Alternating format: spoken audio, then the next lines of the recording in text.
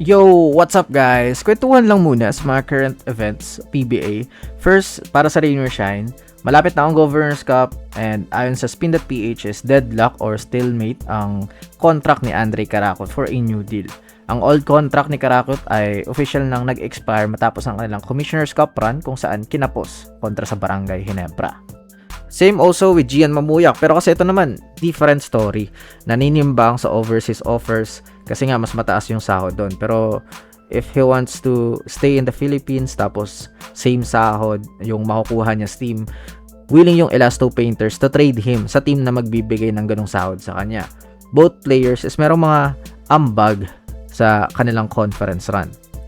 Pero let's talk more about Caracut. I think there is a chance that Ross will renew him. Siguro, matter of negotiation na lang din to.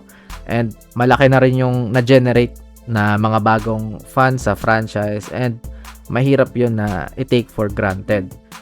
He's been with the team also since 2021 bilang 23rd overall pick. Sina Clarito, Anton at Roque is nabigyan na ng extension.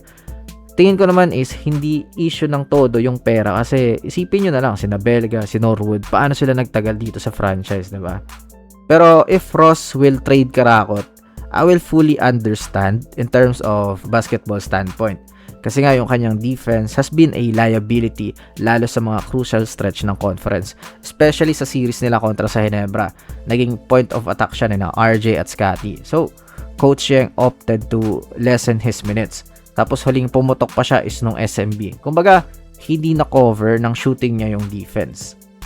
SMB might be the safest place to go if you're a point guard kasi kailangan nila yun doon ngayon eh. Pero legitimate, like the traditional Alex Cabagnot type of guy, the IQ, the passing, and the shooting touch, and clutch playmaking. Do Andre has that right now? Kaya sobrang hirap din ng sitwasyon niya ngayon. Maybe ang best case scenario is to negotiate an extension with Rain or Shine on a team-friendly deal. Right now kasi, sorry sa mga avid fans pero reality speaking, yung value niya in the market is not that high. Maybe on a marketing standpoint, pwede mong ma-argue, pero if a team wants winning, medyo way off. Maybe teams like Blackwater can cater that kind of player, offer Gian Mamuyak and Andre plus 2 more players para kay Cedric Bearfield, and Coach Yeng will go to the finals.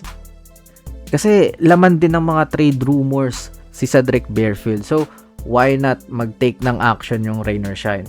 Alam natin na Bearfield is aiming for a high salary. Pero may tiwala ako sa Rain or Shine. Again, tumagal nga si Norwood dyan eh.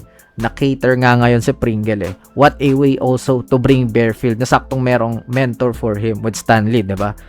So, I just came up with this habang sinusulat to. Bala ko nga sana ibang video yung trade scenarios kay Bearfield eh. Pero pumasok lang bigla while writing that Caracut to Blackwater for marketing niya. Kayo ba, do you like this idea of Cedric Bearfield going to Rain or Shine for Caracut, Mamuyak, Santillan, and even a draft pick? Let me know all your thoughts in the comment section below. This is Aegon Hoops.